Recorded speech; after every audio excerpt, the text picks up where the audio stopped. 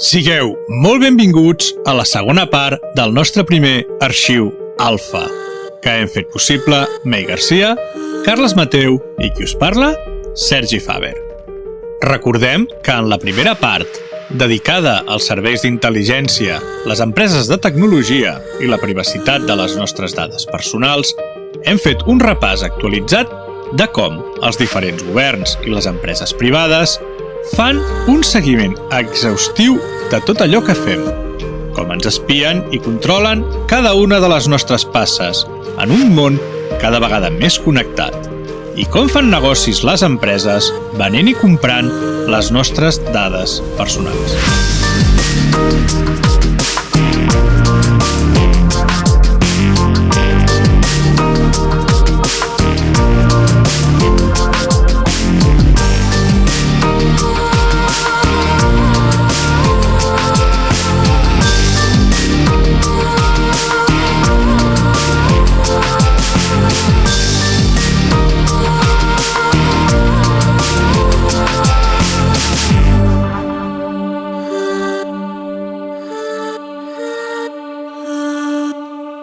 Benvinguts a l'arxiu Alfa.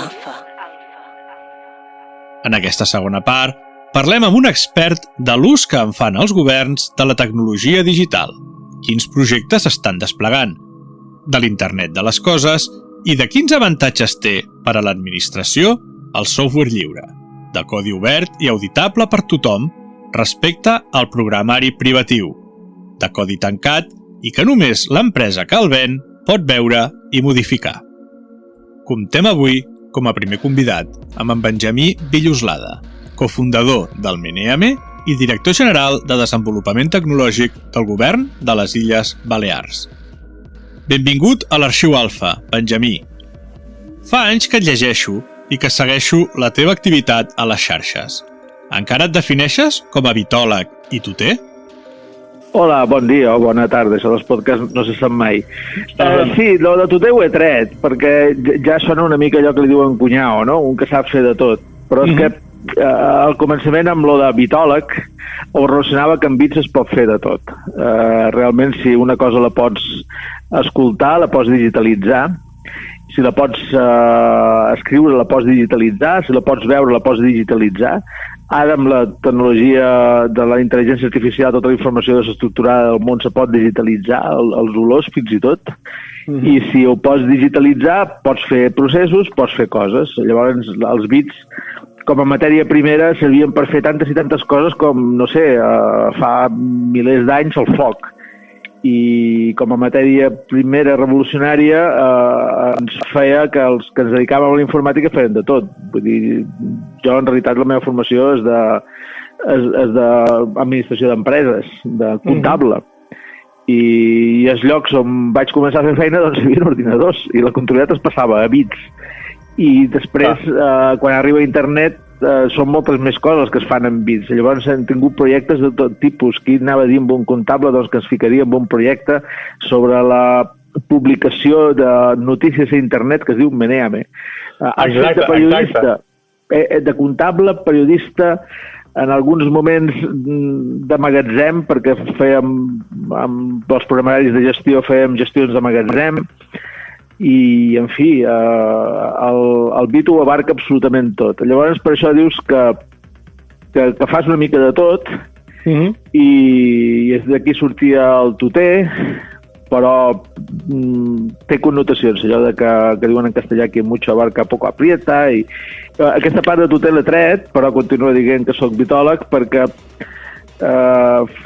continuo fent feines en qüestions relacionades amb bits. Vull dir, ara duent la informàtica d'un govern, que tampoc amb un comptable li hauries dit mai. No, és estrany, això. Com t'hi trobes, de moment? Ara deus portar 2 o 3 anys? Molt bé, jo trobo... Sí, ara estem a la recta final de la legislatura, d'aquí poques setmanes estarem en funcions ja, i esperant la següent legislatura, perquè amb una te n'adones a l'administració, aquesta és la cosa que més m'ha xocat, que tot va molt lent i no tens temps de fer gaire coses, però per mi és molt més divertit i molt més interessant fer feina per la ciutadania, per millorar la societat, que no per facturar més que el període anterior. Aquesta és per mi és el gran canvi, perquè pots fer coses sense pensar en el benefici monetari d'aquestes coses. Quan muntes una xarxa, com han fet, de l'internet de les coses, de l'IoT, que ocuparà tot el territori de les 4 illes, si això una empresa fa un anàlisi, diu que és una ruïna. De fet, totes les empreses diuen, per què ho feu vosaltres, si això nosaltres vos ho podem donar com a servei? Clar. Això l'estàs desenvolupant internament.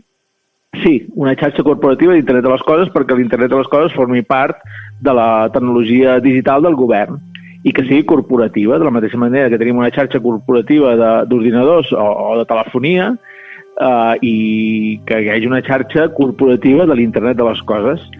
I això les empreses ho ofereixen com a producte perquè això ho pot donar bàsicament qui tingui cobertura en el territori. I les empreses de telefonia, de comunicacions, tenen torres, les torres hi ha antenes i poden donar cobertura al territori.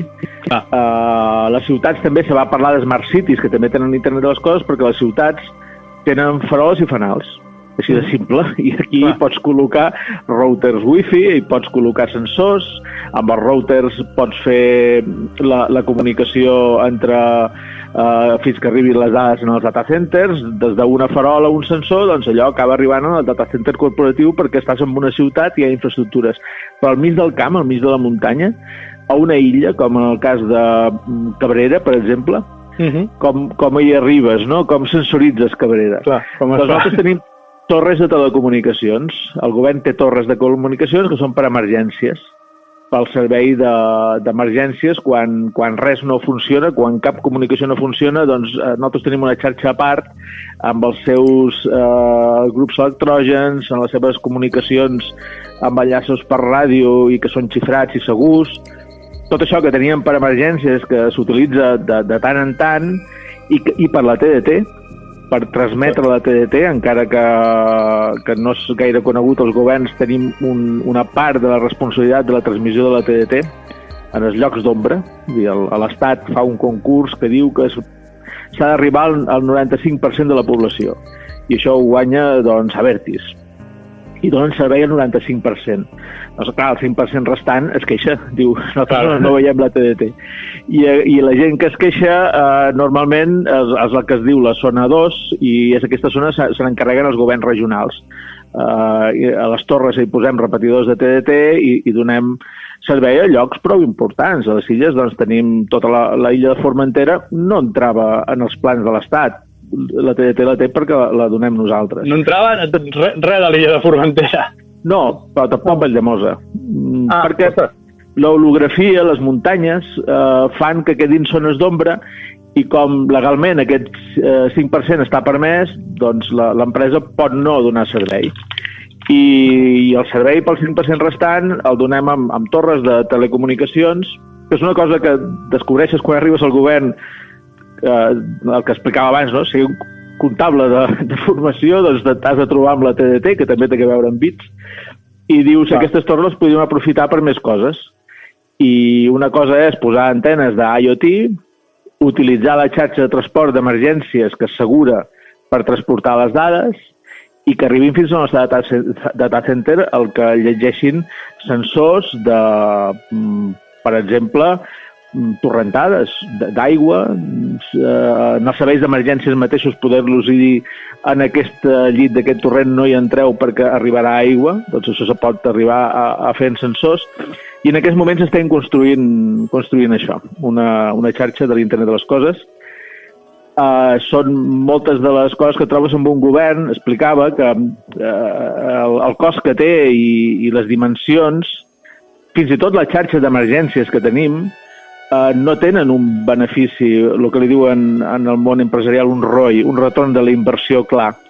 No, són serveis a la ciutadania que necessitaràs poques vegades, però que quan els necessites són molt importants. I han de ser allà, i són ruïnosos, però hi han de ser. Perquè el dia que fan falta, llavors realment hi ha un disgust. I de conseqüències no econòmiques, sinó socials, polítiques i sobretot socials. Vull dir, la política està per atendre la societat. Clar. I això, quan veu arribar a vosaltres, ja estava començat o partiu de zero? No s'havia fet res? Teníem la xarxa d'emergències, degut a la poca inversió del govern anterior amb emergències, no s'havia actualitzat gaire, no s'havia ampliat, hi havia moltes zones d'ombra, i nosaltres vam començar a buscar llocs per les torres i buscar pressupost, i la conseqüència d'això és que 3 anys després, ara, durant aquest segon semestre del 2018 i el que ens queda de la legislatura, el darrer any, instal·lem unes 14 torres noves. Dius, ostres, vas començar el 2015 a l'estiu i comences que veus que fan falta torres i les comences a instal·lar 2 anys i mig després. Doncs sí, a l'administració, aquesta és l'altra cosa que et xoca, és tot força lent. Per una sèrie de qüestions. Un és pressupost. Els pressupostos els has de pensar. Vaig fer un apunt de bloc per explicar-ho, una mica per intentar treure la idea que jo també tenia abans d'arribar al govern, que quan arriba al final de la legislatura es fan moltes obres, es fan moltes coses. Clar. I jo sempre pensava, mira, això ho fan perquè ara ens toca anar a votar. Sí, no? Ho hem fet el primer any. Aixequen els carrers, els ajuntaments i aquestes coses, no? Sí, dius, que es pensen que som rucs? Això jo ho deia, no? Llavors, quan arribes al govern i veus la realitat, jo personalment vaig pensar que tenia un deute, que també penso que el té la premsa, perquè hauria d'explicar tant en tant. Algú que s'havia dedicat a la informació a través de Meneame i que llegia moltes coses i que intentava estar al dia, doncs havia arribat als 50 anys i això no ho sabia jo. Quan realment el periodisme, tots els diners que havia invertit comprant diaris, en part era per saber aquestes coses. Clar. Doncs no les sabia. I doncs en el meu blog ho explico. No ho repetiré ara perquè potser és una mica massa llarg, però quan arribes al 2015, bàsicament el primer que has de fer és el pressupost del 2016. I quan arribes amb un govern, doncs encara no saps el que necessitaràs realment el mateix mes que arribes. El que fas és repetir el pressupost de l'any anterior, a la qual cosa heretes les polítiques de l'any anterior. Durant el 2016 te'n dones compte el que farà falta. I abans del setembre, perquè el setembre és quan ja has de tenir els pressupostos fets, has de pensar el que faràs el 2017. I això ho estàs pensant al començament del 2016, estàs pensant en coses que tindràs el pressupost el 2017, que quan tinguis el pressupost podràs fer el contracte, un contracte obert a l'administració costa uns 9 mesos de feina, a la qual cosa a final del 2017 possiblement començaràs amb el projecte que vas pensar el gener del 2016. Clar, no, totes aquestes coses no, jo tampoc ho desconeixia, que això era tan lent. Sabia que hi havia burocràcia i canals ja formats i que trencar dinàmiques deu costar, però és que clar, que t'ho expliqui algú que realment està dins, doncs està molt bé. Sí. No, perquè un concurs públic doncs, ha d'oferir una sèrie de garanties, perquè si no el fas molt ben fet i no passa pels serveis jurídics, primer ha de tenir pressupost. El pressupost és una cosa que es discuteix al Parlament. De vegades tens una idea i te diuen no hi ha pressupost per això. No he pogut, per exemple, fer xarxes troncals. És una cosa que serà per la següent legislatura, perquè valia massa, després valdrà menys i crec que ja se podrà fer. Però la cosa és que primer t'ho han d'aprovar, una vegada que ho tens, doncs clar, el que te vols gastar ha d'estar en una partida aprovada, hi ha una gent que ho verifica i ha de tenir tots els plecs de les condicions de la teva compra, han de ser molt neutres. L'administració no pots dir això m'agrada i ho compro, no? Has de dir m'agradaria una cosa que faci això. I llavors s'ofereixen totes les marques i totes les empreses que fan coses que fan això. I a l'hora el que guanya, normalment guanya per preu, no perquè tingui les característiques al 100%, perquè se valora el preu. És una qüestió que passa a totes les administracions. i no pots posar característiques, no sé, ha hagut casos, per exemple, d'algun govern que ha sortit a la premsa perquè demanava mòbils que tinguessin la resolució del Retina d'Apple, quan només els Retina d'Apple tenien aquella resolució, la qual cosa no has dit en el contracte vull comprar Apples, però és igual. Clar, ho has dit indirectament ho has deixat clar. Això ho pots fer, però després t'ho tiraran enrere. I el tirar-ho enrere voldrà dir tornar a fer l'expedient, i quan tornis a fer l'expedient costarà un parell de mesos més de serveis jurídics, de la gent que ho revisa, que ho comprova, que mira que sigui veritat. Hi ha una feinada d'una quantitat tremenda de funcionaris que es dediquen a que els polítics no perpetrem coses com dir vull un iPhone XS. Clar. Tu necessites un mòbil. L'iPhone XS, si el vols, te'l compres tu. Bueno, també està bé, perquè si no, clar, tothom demanaria la llista de desitjos, no? Havia passat. I perquè havia passat, i tenim presidents nosaltres, de la nostra comunitat, del nostre govern de les Illes Balears, tenim un expresident, un parell i una expresidenta a la presó, doncs aquestes coses se miren molt prim, i això enlenteix tots els processos. Vull dir, ara mateix estem al límit. Si s'alenteix una mica més, ja no podem comprar res, perquè el procés dura 9 mesos. I 9 mesos et dona el temps just per adjudicar-ho amb algú abans de que arribem a desembre. Perquè a desembre es fa un reset dels pressupostos i de tot. Clar. I algun any no hi hem arribat amb alguna cosa i hem hagut d'esperar un any més, perquè ens havien impugnat alguna clàusula i s'ha hagut de refer l'expedient i ja no arribes. Passa alguna cosa i ja no arribes a comprar-ho. Aquesta és una de les coses que sol passar a l'administració i que fa que sigui necessari que puguis tenir més d'una legislatura, si no tot queda amb intencions. Clar, i a més vosaltres també, les Balears sobretot, també és una de les comunitats que contribueix més al bé comú, per dir-ho així, i rep menys, no? Si les vostres balances fiscals no hi entrarem, no et posarem cap compromís, però tots sabem com va això, O sigui que pressupost n'hi podria haver més, podria ser més alt, però vaja, va com va tot això, va com va. Escolta'm, per no insistir en això, Undra, tu, la teva trajectòria jo et vinc seguint també, a part del Minea-me, t'havia sentit a la ràdio, t'havia llegit bastant els teus blogs i col·laboracions que havies fet amb diferents mitjans de comunicació, i has sigut sempre un ardent defensor del software lliure. Això a l'administració com ho teniu? Pots preguntar o...? És un dels encàrrecs que em van fer, que hi hagués més programari lliure. De fet, nosaltres, el govern de les Illes Balears, durant aquesta legislatura haurem guanyat un premi per un software lliure molt important per l'administració, a més és un premi europeu, el premi Sharing and Reuse Award, el tercer regional, perquè hi ha diverses categories de l'any 2017. Vam anar a Lisboa a recollir-lo. I és perquè la Unió Europea insisteix que el programari de l'administració ha de ser lliure per defecte. Free by default.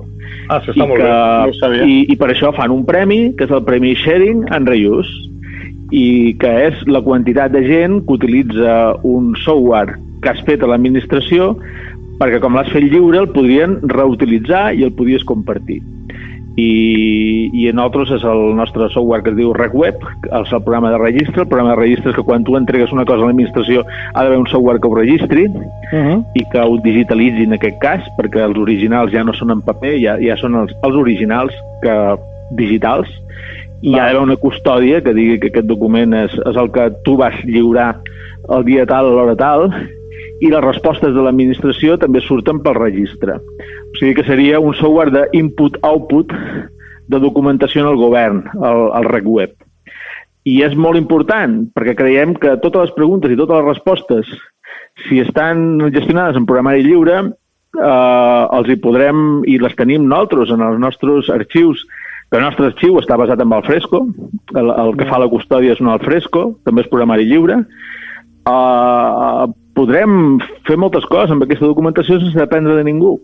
Si pots analitzar totes les preguntes i totes les respostes, podràs tenir moltes solucions a molts problemes, anticipades a que se produeixin els problemes. Si hi ha molta gent que t'està entrant documentació sobre cert tema, podrà haver assistents digitals que preveien on hauran problemes o quines coses estàs fent bé. Val, sí, t'entenc. Sí. El fet d'analitzar totes les preguntes i totes les respostes, també les internes, quan ens fem peticions internes nostres també passen per registre i la resposta també passa per registre, analitzar això pot donar una visió bastant clara del funcionament d'un govern amb les tecnologies que ens venen ara d'intel·ligència artificial que ja existeixen. I si el software és nostre i l'hem fet nosaltres i tenim accés al codi, li podrem incorporar aquestes coses sense esperar a que el fabricant del nostre software de registre tingui a bé fer-ho o no fer-ho o fer-ho caríssim. I solucionar qualsevol problema que hi pugui haver amb el propi codi, no? L'avantatge és això, no? Que a l'haver-hi molts ulls que el poden mirar i us assegureu primer que no hi ha cap forat de seguretat bestial, que no s'us colarà gent, no? I que també creiem en aquest tipus de seguretat. De fet, tenim bastants projectes en marxa en quant al programari lliure. Totes les nostres plataformes, totes les plataformes de govern, el RegWeb és el registre, és una aplicació, no seria una plataforma, però per fer els tràmits és una plataforma. Com el Google Maps és una plataforma i la gent fa aplicacions per Google Maps, doncs nosaltres tenim plataformes per la qual la gent fa aplicacions. Les conselleries fan aplicacions, que són qui coneixen el negoci i són els que saben. Hi ha aplicacions de joc, de pesca. És que un govern té moltíssims negocis. De fet, en tenim prop de 300 negocis diferents, que no tenen res a veure l'un en l'altre, perquè tants negocis com els càrrecs multiplicats per 2,5. Doncs hi ha 80 alts càrrecs i molts portem un parell de negocis. En aquest cas porto informàtica i telecomunicacions, que són dos negocis diferents. Bé, doncs les plataformes permeten que la gent amb aquests negocis faci les seves aplicacions i que totes quadrin, totes lliguin, no hi hagin sitges de dades, que estiguin programes que no parlin amb altres programes. Val. I aquestes plataformes, totes les plataformes del govern de les Illes Balears són programari lliure i estan totes a programari-lliure.cai.cat. No ho sabia. Ho mirarem. Sí. I una de les coses que s'ha fet aquesta legislatura és passar-les a GitHub. El fet que estigui a GitHub li ha donat bastanta vida amb algunes plataformes. Per exemple, la de tràmit Sistra té molta... Es pot veure el que s'està fent en temps real gairebé, els desenvolupadors, que en aquest cas el concurs el va guanyar Indra. Són repositoris oberts. Sí, pots veure el que fa el proveïdor, que en aquest cas és Indra, i les preguntes que els hi fem i els tickets que s'obrin, es poden veure moltes coses a GitHub. Abans es teníem simplement que es podien descarregar SourceForge, i és una de les coses que van canviar aquesta legislatura, perquè a SourceForge no hi ha bolles d'aquelles de l'oeste. Sí, a part d'un molt bé. Molt de tracking, sí. Doncs s'ha d'anar allà on està la gent. Llavors ara un projecte que tenim i que ens fa molta il·lusió i que serà per la legislatura que ve, perquè simplement l'han dibuixat, és tenir un portal de desenvolupadors. Un lloc en el qual expliquem totes les aplicacions que tenim, que es vegin els repositoris, la documentació de les APIs, perquè una altra cosa que s'ha fet aquesta legislatura és programes que eren massa monolítics, fer-los a bocinets i API per tot arreu, que hi hagin moltes APIs. Aquestes APIs documentades en Swagger, que tot es pugui trobar en un sol lloc. Que tu vagis amb un portal de developers del govern de les Illes Balears i allà et trobis totes les plataformes, tota la documentació tant de manuals d'usuari com a manuals de desenvolupament. No, clar, és molt interessant, perquè per la gent menys tècnica de ciutat, clar, les APIs el que et permeten és poder tu crear una aplicació que treballi molt bé amb les vostres eines, no? O sigui, demanant dades sí. Doncs això està bé perquè pot crear negoci paral·lel també, no? A partir d'aquí Aquesta és la idea, perquè al final a l'administració sempre guanyen els concursos, fins ara tenim més possibilitats de guanyar els concursos perquè nosaltres els fem de la forma tan neutra que explicava abans i s'hi presenten cadascú en la seva oferta i tenen més facilitat per guanyar els que ja hi han treballat amb nosaltres. Si tu ets una empresa nova d'informàtica i no t'has plantejat mai treballar per l'administració perquè trobes que això no guanyaràs mai i passaràs un munt de temps presentant-te concursos i fent avals i ho veus com a molt llunyà, que no ho faràs mai, si hi ha un portal de desenvolupadors i allà pots veure el codi, pots veure el que s'està fent, la documentació, tot, segurament penses, jo això ho podria fer i fins i tot ho podria fer millor, poder. Doncs presenta't. Presenta't i guanya el pròxim concurs i ho faràs tu. El que volem és estimular a que apareguin més ofertes quan feien concursos, que hi hagi més administracions que utilitzin el nostre software, perquè quan els diem, mira, tenim una plataforma molt bona que es diu Ripea, que l'estem fent ara, doncs que a més puguin anar a un lloc que els hi permeti baixar-la, instal·lar-la, provar-la, o una empresa que li puguin demanar que ho faci, o que algú pugui agafar el Ripea com a producte seu i oferir-lo amb altres administracions. I sabem que quan hi hagi altres administracions utilitzant-lo, les millores que es facin, després ens arribaran també a nosaltres. Clar, està molt ben pensat. Jo no voto a les Illes Balears, però dic, com a concepte m'agrada. Jo soc psicòleg de formació, què fas fent això? I tota la meva vida laboral gairebé m'he dedicat a ser desenvolupador d'aplicacions web, o sigui que és un món que em fascina. Sí. I ostres, clar, jo trobo que això obre unes possibilitats que el software privatiu no et dona, no? Perquè estàs lligat de mans i peus al que ells vulguin canviar, i demà canvien una mica el codi d'aquí i ja deixa de funcionar el que tu tenies pensat, no? Doncs la plataforma web del govern poder estar feta en Java, que no és el que t'agradi més, però si treballessis en Java i quan estigui en aquest portal de desenvolupadors diràs, doncs jo amb això, la meva empresa, podem.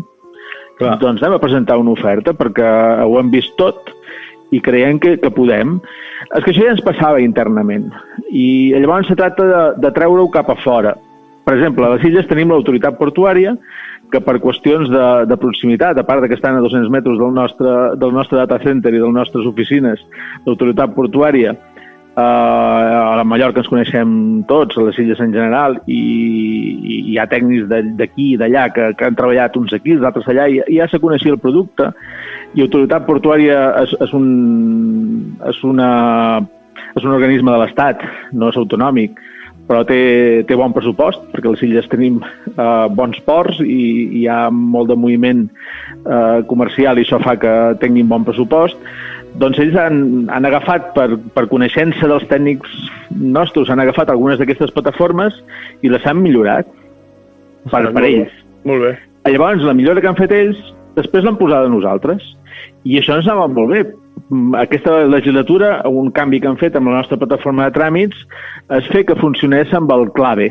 El clave, que és això que t'envien un SMS, i que ja no necessites usuari i contrasenya per entrar en els webs de l'administració, que ja no necessites certificats per fer tràmits, pots fer un canvi de domicili. Molts de tràmits se poden fer només rebent un codi amb un SMS. Doncs això ho va fer l'autoritat portuària i nosaltres no ho teníem. I ho havien fet damunt de la nostra plataforma de tràmits, que es diu Sistra. Doncs quan ho van tenir acabat, ho van posar nosaltres. I ara la següent millora que li farem amb el Sistra ens hem posat d'acord. Mira, vosaltres fareu aquesta part i nosaltres farem aquesta altra. I el REC Web també l'han posat ells. I ells van fer la part d'escaneig de documents.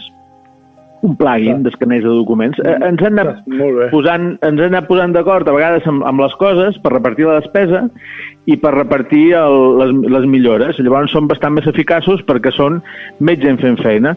Doncs imagina que en comptes de ser així fóssim 4 governs treballant amb el mateix software. Clar. No s'ha fet. I com no s'ha fet, algú ha de començar. A l'Ajuntament de Barcelona també estan treballant en qüestions similars.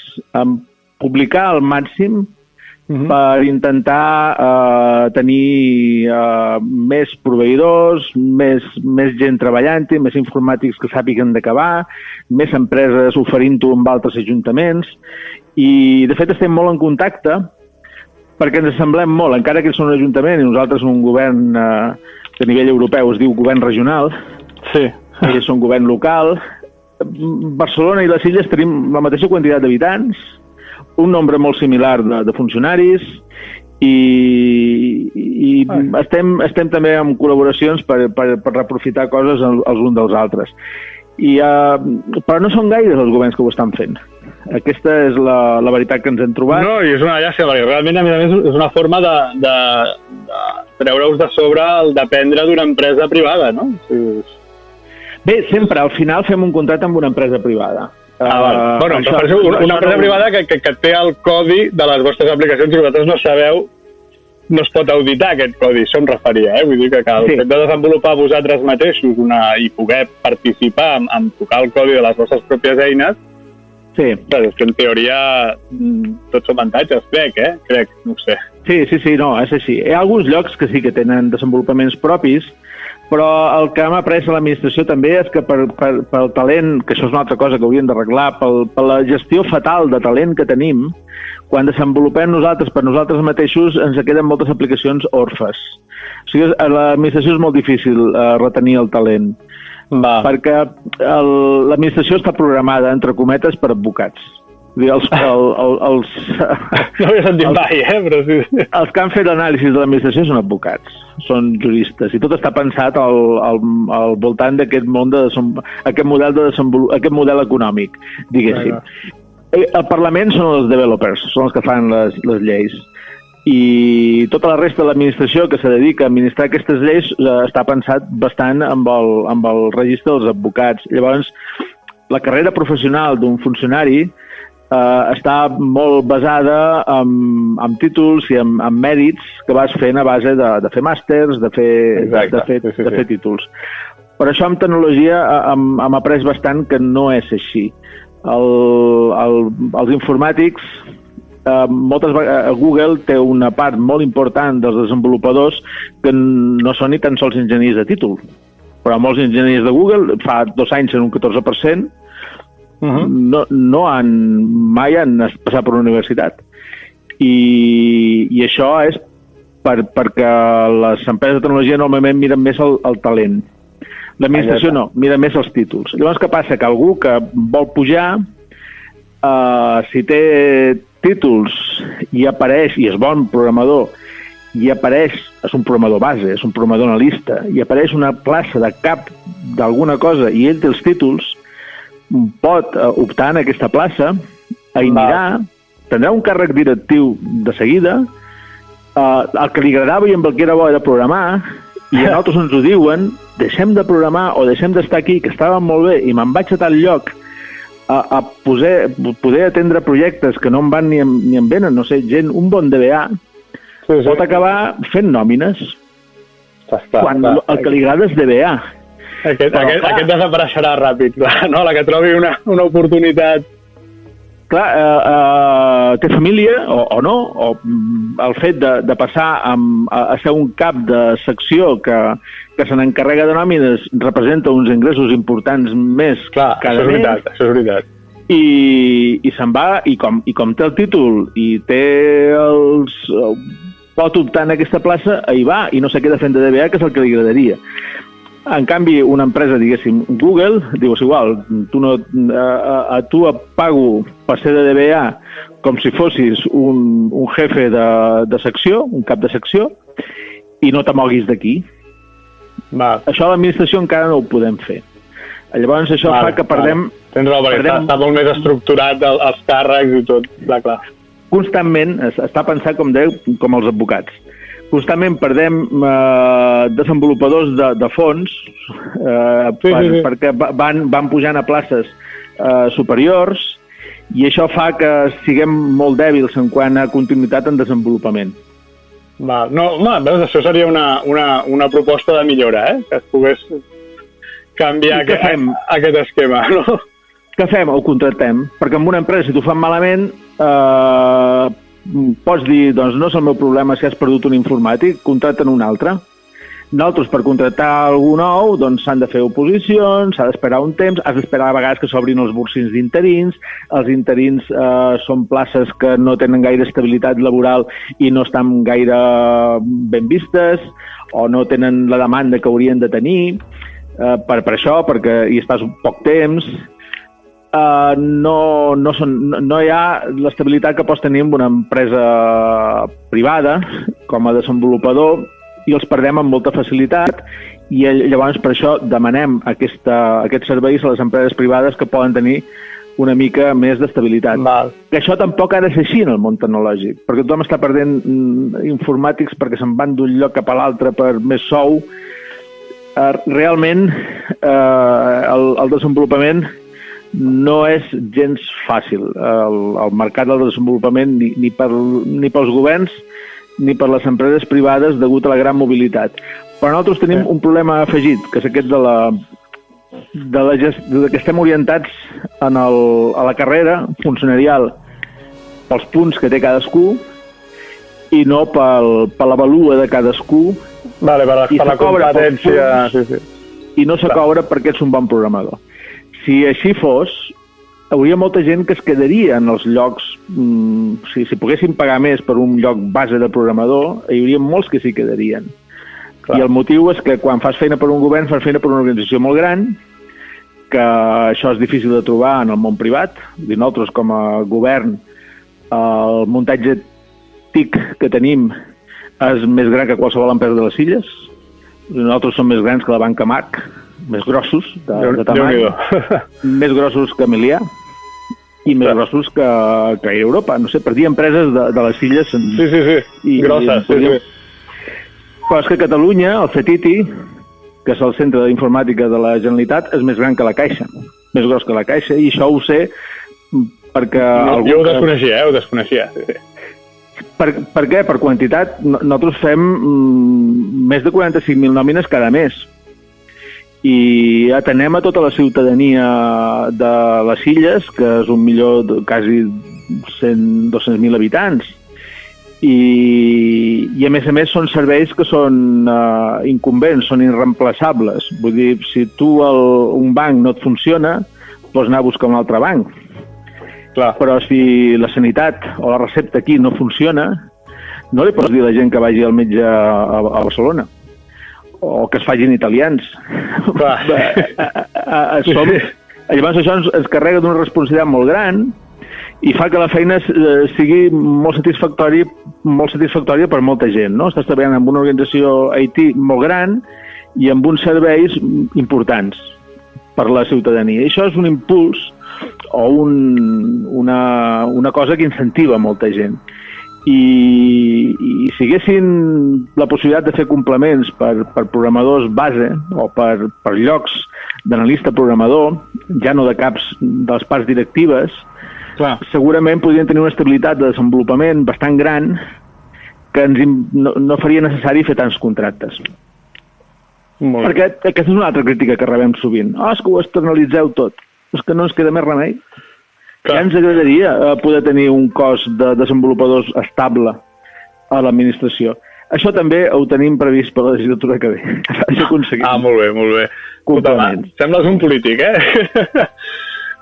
dic en bronya, dic en conya. És que puedo prometer. El comptable que va passar a fer coses amb ordinadors, després programes de ràdio, escriure col·laboracions en la premsa i ara polític. Tuter, ja ho deies al començament. Tuter, sí senyor. Escolta'm, vosaltres, i t'ho pregunto tu perquè ets la persona segurament que, ja sé que no en els ajuntaments no, però sí en el govern de les Illes, com ho veieu tot això de la vigilància ciutadana? Teniu xarxes d'aquestes videocàmeres als carrers, a llocs concrets, a les carreteres i tal? No, per competències. Si fóssim un ajuntament, t'hauria de parlar amb un altre registre i et diria que totes les fires que vaig últimament, fires, congressos, aquest nom fires és una mica antic, tots els congressos, el software de detecció d'imatges i de vigilància és el que està avançant amb més velocitat. I, de fet, Gartner té un anàlisi que diu que en pocs anys ho estarà utilitzant tothom. Però nosaltres no és el nostre cas. Som un govern i no tenim les competències en qüestions d'ajuntaments. És un tema de competències, d'acord. Tampoc ens hi podríem posar, perquè el govern pot ser d'un color polític i els ajuntaments d'un altre. està molt separat dintre de l'administració. Els serveis IT que té un ajuntament, encara que nosaltres tinguem un gran data center i que no ens costaria més tenir un RAC amb un racó, doncs no, perquè ha d'estar separat políticament. Pot tenir un color polític l'Ajuntament i el govern un altre. I ha d'estar ben separat clarament. I sí, se dupliquen coses, però és que és per això, no per... És per qüestions de sobirania, no? L'Ajuntament voldrà tenir la seva sobirania perquè és blau i el govern és vermell. Clar. Llavors, com a govern, sí que tenim alguna oferta per emergències. Hi ha productes, estan començant a sortir productes que tu pots fer que la gent que està equipada d'emergències amb la infraestructura, perquè això sí que ho tenim, vull dir, la nostra xarxa d'emergències l'oferim a ajuntaments i l'agafen si volen o no volen, i en els bombers i a serveis d'emergència en general poden accedir a equips en cas de que hi hagi desastres. Ja ens en ofereixen que estan mirant en temps real, en càmeres, la gent, el que està passant, i si, per exemple, s'ha perdut un nin o una nina, te l'identifiquen enmig de la massa i el marquen amb les pantalles amb el centre de control i tu li pots dir amb el policia en qüestió mira, el tens aquí davant, el que s'ha perdut. En aquest cas ho veig útil. En aquest cas ho veig útil. En els estats més totalitaris, tipus Xina, no sé, espanta una mica més. Sí, també haurien de canviar la nostra xarxa d'emergències i hauria de tenir un ample de banda molt més gran, que ara està basat en una tecnologia que es diu Tetra i això hauria d'estar basat en una altra tecnologia que es diu LTE. I poder començarem amb alguns punts, perquè com bé dius, és útil, té moltes utilitats. Llavors, quina és la posició? Doncs jo us diria que votéssiu a la gent que vos dirà, ja torno a fer de polític, però no estic presentant el nostre programa ni molt menys, encara no el tenim fet, estem treballant. La cosa és, vota amb algú que et digui que allò utilitzarà totes aquestes tecnologies a favor teu. Perquè aquestes tecnologies hi seran molt potents, i se podran utilitzar fatal. Clar, però aquesta és la por que fa. Fa molta gent, amb la gent que pares. Hi ha gent més conspiranoica que altres, però en general a ningú li agrada saber que quan surts de casa teva a Londres, diuen, no?, que pots passejar-te 3 hores per la ciutat i hi ha 3 hores que t'estan seguint càmeres constantment. Això, fins i tot a la gent que menys li importa la vida privada, hi arriba un moment que la sensació d'estar amb un gran hermano, no? No sé si arribarà un punt en el que realment estarem tot el dia identificats allà on som, no? No, això ja està ara, a la Xina. Vull dir, fa el mes d'octubre vaig estar allà perquè ens ensenyen aquestes tecnologies. Vam estar en un centre de control d'una policia a prop de Shanghai i allà no ens ho van ensenyar, però l'empresa, una de les empreses que té els serveis que fins i tot té un showroom a les oficines de la policia, una de les empreses que té un showroom, sí que en el seu congrés ens va ensenyar productes en els quals s'identifica perfectament una cara i es fa un tracking d'aquesta cara. El producte existeix. Com es pot utilitzar? Per bé i per mal. Es pot utilitzar per traquejar una persona o simplement per cercar un malfactor. Perquè la tecnologia ja és i està funcionant. La qüestió és que tinguis un govern que et garanteixi que és a favor teu, a favor de la ciutadania. Després també has de tenir una infraestructura perquè això sigui possible. Per això explicava que a l'IoT la xarxa és corporativa i és nostra, igual que ho és emergències, que també és nostra. No ho hem encarregat a cap empresa. No hem d'accedir a cap cloud amb un usuari i una contrasenya per poder tenir accés en els serveis d'IoT. El servidor està en el nostre data center, els cables són els cables corporatius del govern i llavors tot depèn 100% del que hagis votat. Ja no depèn, el que hagis votat no podrà dir sí, no, m'has votat a mi, jo volia així, però és que resulta que l'empresa tal tenia a la seu contracte unes contraprestacions que podia utilitzar les imatges per tal altra cosa. El que fos, sí, encara que I segurament... jo això aquest contracte no el podia canviar, perquè he d'esperar que s'acabi, perquè no el puc rescindir per aquest motiu legalment, perquè a vegades voldria rescindir un contracte i no pots. Els serveis jurídics et diuen que no, que és il·legal, que és prevaricar. Llavors, simplement tu has de menjar amb patates o no utilitzar-ho. Has de fer-ho servir i esperar que s'acabi el contracte per fer-ne un altre, llavors fer-lo com tu vols, que és d'acord amb el que t'ha votat la ciutadania, que és que te diu no, vull que només ho utilitzis a favor meu, i això poden passar anys sense un servei que pot ser útil. Doncs per això, des del punt de vista nostre, és molt important tenir la infraestructura bàsica que tenim ara, perquè qui ho vulgui fer ho pugui fer d'acord amb el que vulgueu vosaltres.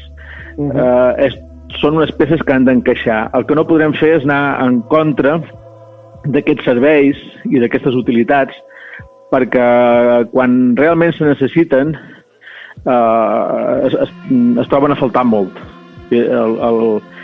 Un avi que s'ha perdut per una malaltia que ha perdut el coneixement o que ha perdut la noció, la noció i s'ha perdut. Això, infants, atracaments pel carrer, moments de violència, que algú pega amb algú, això són capaços de detectar-ho. El reconeixement d'imatge ha arribat a uns nivells que són capaços de veure el furt. I doncs poder sí que és interessant que ho tinguem, però per això, no per una altra cosa. No per controlar la gent i dir-los a tal hora estaves allà i per fer de... Que això a la Xina passa. Clar, això és el que... A la Xina fan tracking real dels cotxes, de les matrícules, per exemple. Quan està circulant, cada 2x3 salten flaixos, i no és perquè facin matrícula, no és perquè facin multes, o posin multes.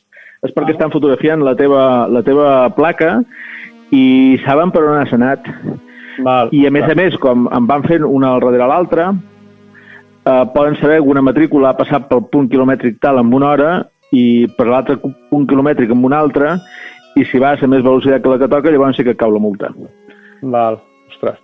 O sigui que allà ho estan desenvolupant a tope, això, veig.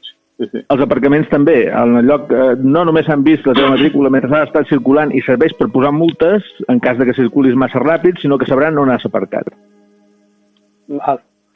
Sí, poden fer un seguiment, no sé si milimètric, però vaja, el dia que ho despleguin del tot, bastant acurat. I a Occident, els camps d'esports, quan passes pels torns d'entrada, també detecten per reconeixement facial les persones sospitoses i fan un tracking o un seguiment d'aquella persona a tot l'estadi i saben positivament on està assegut cada personatge sospitós i pot estar sota vigilància constant, i si s'aixequés i deixés una motxilla saltarien moltes alarmes. Clar, és com tot, és com el que deien d'un ganivet, no? Pot fer servir per fer el bé o per fer el mal. Això ja depèn de qui el tingui a les seves mans, qui tingui la capacitat d'operar amb aquestes eines. Això és el que dius tu, no? S'ha de saber bé a qui es vota perquè ho utilitzis realment pel benefici de la ciutadania i no per motius més obscurs, no? És una qüestió que insisteixo sovint que haurem de mirar, que és quin programa digital o quina política digital té el partit al qual volem votar en el seu programa. Això no hi és, en aquests moments no hi és. Hi ha política de mobilitat, d'habitatge, d'educació, etc. De sanitat. Les parts més importants són educació, sanitat, habitatge, mobilitat. Tot això m'ho considero important i anem a buscar-ho amb els programes dels partits que avaluem per votar. Doncs haurem de cercar quin és el programa de política digital. La Generalitat s'ha estrenat amb una conselleria de política digital i fixa't el detall, funció pública. No fa gaire m'enrotllava com una persiana amb el tema de la gestió del talent a través dels recursos humans de l'administració, no? Sí. Doncs, però està interessant, perquè a Catalunya tenim política digital i funció pública. Ostres, per què, no? Doncs mira, per aquí va la cosa. Pel meu gust els hi falta més coses, els hi faltaria política, qualitat digital, que els hi faltaria transparència, perquè avui en dia la transparència tot és tecnologia, que està en una altra conselleria, està en aquest cas amb el Maragall, però és per acords de govern i també tenen un perfil tecnològic molt gran.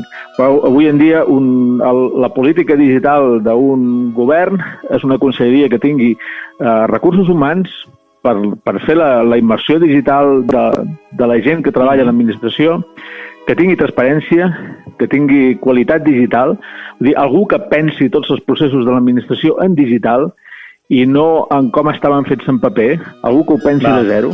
Sí, això és per una qüestió molt, molt simple. Els fabricants d'espelmes no van inventar les bombetes, en la qual cosa, si en un govern hi hagués un departament d'il·luminació, hauria d'haver el d'il·luminació d'espelmes i el d'il·luminació elèctrica, perquè l'un i l'altre no s'entendrien.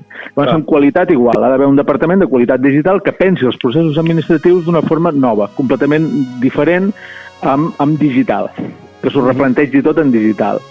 Llavors podria arribar un moment que hi haguessin tràmits que es fessin amb el Google Home o amb l'Amazon Echo. Per què no? En veu. Això només sorgirà quan hi hagi un departament de qualitat digital. Gent funcional, gent que no són programadors, sinó que pensen les coses. No sé, la comparació de Steve Jobs. No va escriure mai una línia de còdic, no era informàtic, però és el que va revolucionar més la informàtica els darrers 50 anys. Doncs aquesta és la gent de qualitat digital. Val. Transparència i societat digital. Societat digital és la que prepari la societat per a aquests canvis que ens arriben tan grans. Sí. Això seria un motor, per mi, perfecte de política digital amb un govern i que els hauran de tenir tots, perquè això va amb una velocitat exponencial. És que la realitat passarà per sobre qui es quedi enrere, això està clar. Si hi ha algun govern o algun ajuntament que no es vol posar al dia, clar, quedarà obsolet. Això és clar, que quedarà molt més en evidència i com més vagi, pitjor. Bé, bàsicament és que és la societat la que fa la transformació digital. Moltes vegades es parla de que la transformació digital és una cosa que han de fer les empreses i organitzacions. Jo no ho crec pas. Les empreses i les organitzacions no poden fer transformació digital perquè prefereixen estar allà on estaven. No es volen transformar. La zona de confort és molt còmoda. És la societat la que fa la transformació. A la societat, en el moment en què li apareix el WhatsApp, deixa els SMS. Al moment en què li apareix, en el moment en què tenim email, deixem d'utilitzar el fax i deixem d'utilitzar les cartes. Quan va aparèixer les fotocopiadores, van deixar d'utilitzar paper carbó. I quan van aparèixer les bombetes, vam deixar d'utilitzar espelmes. És la societat la que fa la transformació i no torna enrere. Tu no convenceràs a ningú que s'ha acostumat a utilitzar el WhatsApp que torni una altra vegada en l'SMS. Ni que renunciïs al correu electrònic. No tornes enrere. Llavors... Hi ha una única cosa, perdona, un petit incís, hi ha una única cosa que no ha acabat de quallar del tot i no sé ben bé per què, que és el llibre electrònic. Aquí coexisteixen les dos tecnologies, el paper amb el llibre electrònic, encara avui en dia. És l'únic. És l'únic exemple que penso que coexisteix. De moment, no sé si a la llarga, però... Sí, ens aniríem molt de tema. Realment he vist molts casos perquè el dispositiu no era el correcte i l'experiència no havia estat la correcta. Amb aparells com toca, de més nova generació, les històries canvien bastant. En el moment en què és tàctil, en què és més ràpid, en què té retroil·luminació, són una sèrie de coses. Però bé... Perdona que t'he tallat, era un petit incís. No, sí, tens raó. Ha costat, però també hi ha un culte al llibre. Que ara la Marie Kondo ens està intentant treure del cap perquè diu que no podem tenir més de 30 llibres, amb la qual cosa ja veurem què passa. Ostres, me'n parla molta gent, tinc un client que hi vaig molt sovint a veure'ls i els dissenyadors, els més joves que hi ha, dissenyadors i dissenyadores, estan amb això de la Marie Kondo. Ostres, que has de mirar el Netflix, no sé què, que t'ensenya a ordenar, i penso, ostres, a les meves alçades m'ha d'ensenyar a ordenar. No, potser sí, ja li donaré una oportunitat.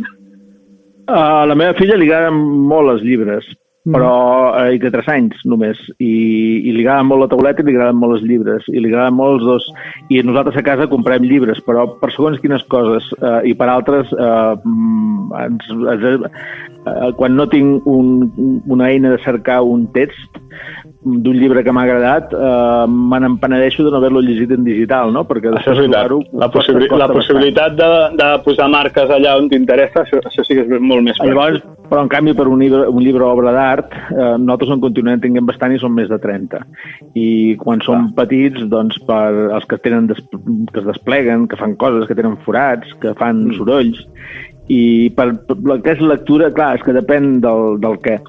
Però bé, la qüestió és que la societat fa una transformació, no torna enrere, i si les empreses i les organitzacions no s'hi adapten, en el cas de les empreses pleguen, això és així amb gent tan gran com Kodak, i en el cas dels governs, doncs fins ara no ens han apretat gaire, això no ho tenim gaire ben assimilat, perquè estem en una generació que si el tràmit o les qüestions no estaven digitalitzades anaven a la finestreta i no deien res.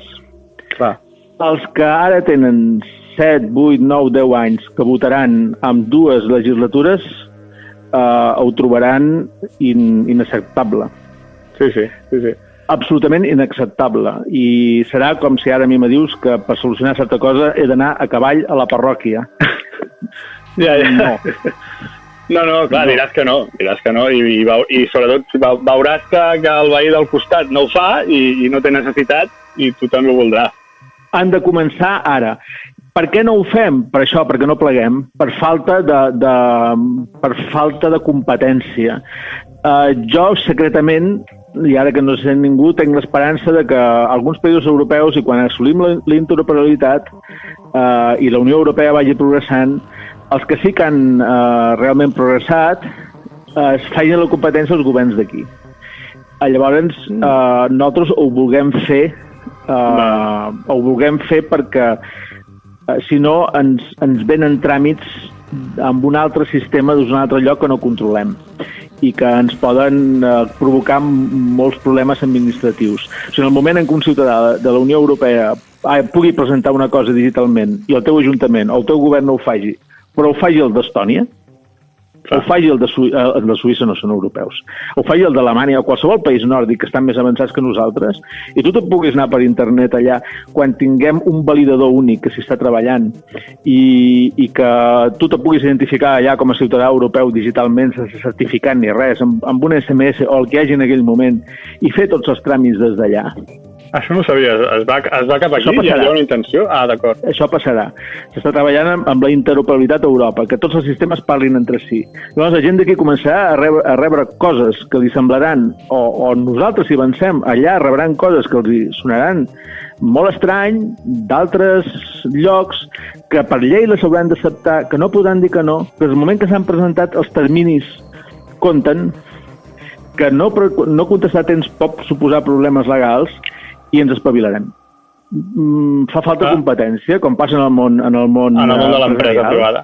Si tu no tens una banca àgil a internet, la gent se'n va, i un banc que era molt gros fa 15 anys, com el Popular, l'han venut per €1.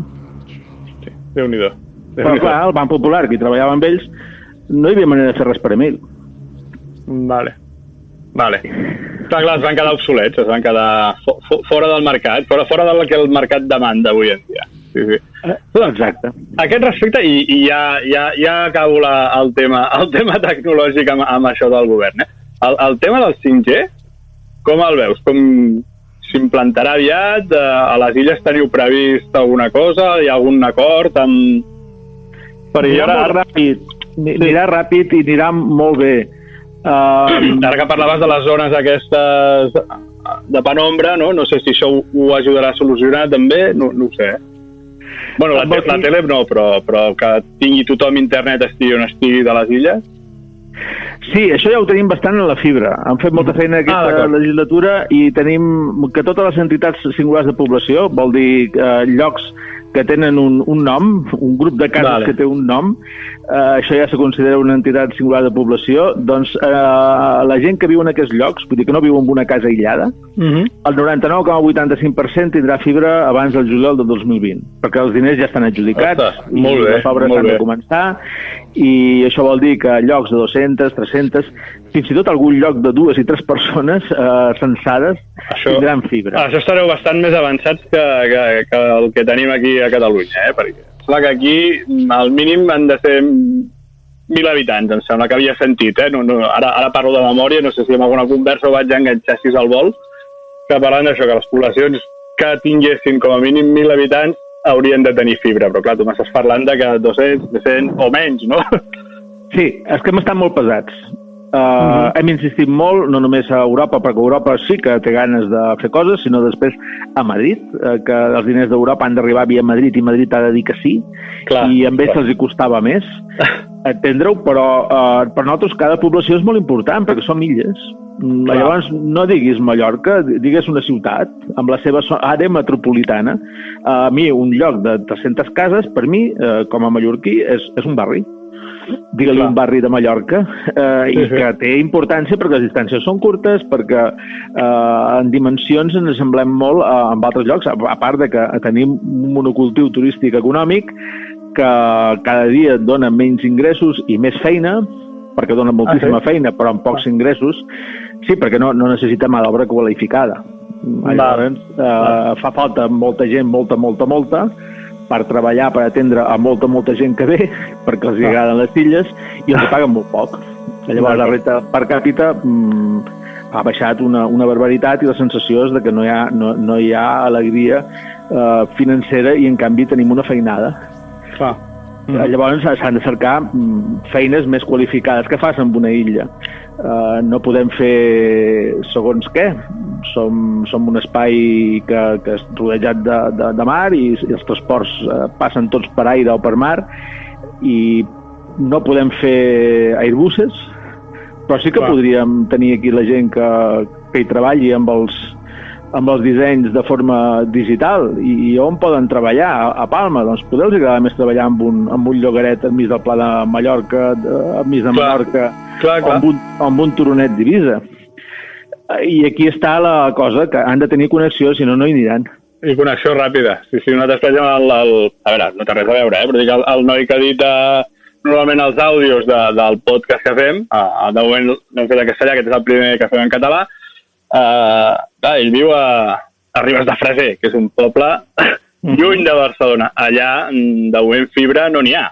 I doncs, clar, cada vegada, si els àudios encara, però si algun dia haguessin d'editar un vídeo pesat, gran, no sé, si pots estar 3 hores per enviar-li, és que és impracticable. Ja acabarà abans si baixa a Barcelona i ho fem a casa meu. En 5 anys serà com no tenir llum. Més o menys. Perquè cada vegada més serveis seran digitals, perquè hi ha la norma que tot allò que pugui ser software acabarà sent software. I nosaltres estarem preparats perquè la gent que estigui treballant en convertir en software tot allò que pugui ser software treballi des d'aquí, perquè pugui tenir connexió des de qualsevol lloc. És la sortida econòmica nostra normal en aquests moments, estant com estem en el començament de la 4ª revolució industrial. Dius, mira, la segona ens l'hem perdut perquè de milles van fer turisme, la tercera també ens l'hem perdut perquè vam continuar fent turisme, la 4ª ja estem una mica cansats de fer turisme i desenganats, doncs què podem fer? Què és el que en aquests moments ve? Això. Què necessites primer? Infraestructures. Llavors fibra fins al darrer lloc, i això siguem molt pesats a Madrid. Els hem dit això, és zona metropolitana, però també, si voleu, considereu que un poblet de 300 habitants és un polígon industrial. Ja està. De quina indústria? De la 4ª revolució. No sempre ho sabien com explicar-ho, no? Però finalment no ha estat fàcil, després de 2 intents. Per això ho fem al final, si no ja ho hauríem fet al començament, perquè els diners d'Europa els teníem des del primer dia, els havien d'autoritzar a Madrid, i ho vam adjudicar a començament d'any, i les obres comencen ara. Val. I el 5G també el teniu planificat, no? El 5G ve sol, perquè com territori de molt turisme, hi ha molta gent que ve amb tecnologia de mobilitat de tot el món i sol ser rendible per les operadores. En aquests moments, així quan arribem al govern tenim un 65% de fibra i hem arribat al 99 i escaig. En tema de 4G, quan vam arribar hi havia un 90 i ara hi ha un 95, perquè ja era una cosa que interessava a les operadores. Clar, sí, el dia que els interessi ho tiraran endavant. No. Amb la quantitat de turistes que venen i que utilitzen molt el mòbil quan estan de viatge, doncs el roaming era interessant. Ara encara que no pagui la gent, internament les operadores sí que cobren les unes de les altres. O sigui, el fet de que vingui algú d'Alemanya aquí i utilitzi la xarxa d'una altra operadora, doncs l'operadora d'aquí li cobrarà a la d'Alemanya, que és la que li cobra el client. Clar. Llavors, hi ha un negoci intern entre operadores pel roaming que ha fet que sempre hi hagi bastant interès en tenir una bona cobertura. I el 5G, les millores que té és que té una ampla banda tremendo. Comencem en 2.000 megas. Déu-n'hi-do. I això permetrà amb vídeo d'alta qualitat, amb realitat augmentada d'alta qualitat, amb consultes d'alta qualitat, del que estiguis veient tu, doncs, superposar-hi dades, vídeo, animacions, holografies, el que vagi sorgint, quan vagi sorgint, haurà ampla de banda per fer-ho. I sobretot poca latència, que vol dir que hi ha molt poc temps de resposta entre el que tu demanes i la resposta als servidors allà on estiguin. Nosaltres sempre hem de passar les connexions pel mar, i això també té el seu què. Però les connexions per mar també hi ha, les de nova generació tenen molt baixa latència. Les comunicacions submarines, l'últim cable que s'ha posat entre Estats Units i Bilbao, que és de Facebook i Telefònica, ens explicaven... Sí. No, ho desconeixia, és que jo em continuo sorprenent de moltes coses, Sí, el cable aquest és Facebook i Telefònica. Doncs ve directe a la península. Aquí hi ha un altre motiu que també te'l puc explicar si vols, perquè si no me'n torno a anar per les branques. Molts de cables arribaven pel Regne Unit i doncs resulta que el Regne Unit va una mica al seu rotllo i Brexit i de més, doncs n'hi ha moltes companyies americanes i d'Europa que tenen ganes de connectar amb la resta del món sense passar pel Regne Unit. Per aquí va moltes coses, no? Llavors hi ha cables que estan aterrant des d'Amèrica a França i un a Bilbao. I la cosa estan saltant ja al Regne Unit i ja està. Sí.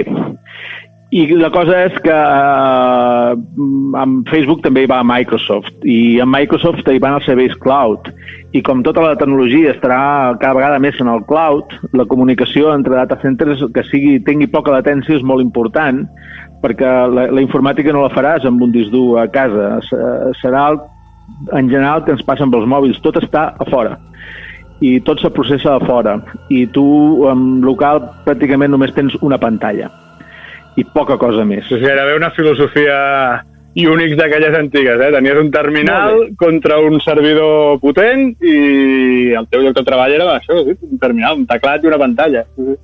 Tornem en això. Amb el cloud, i el cloud és una revolució real, és d'aquelles grosses que tipus PC. Quan en els 80 sorgeix el PC hi ha un canvi molt gran de tot, doncs quan ara ha sorgit el cloud hi ha un altre canvi molt gran de tot. I volen molt poca latència. El 5G donarà poca latència fins al mòbil.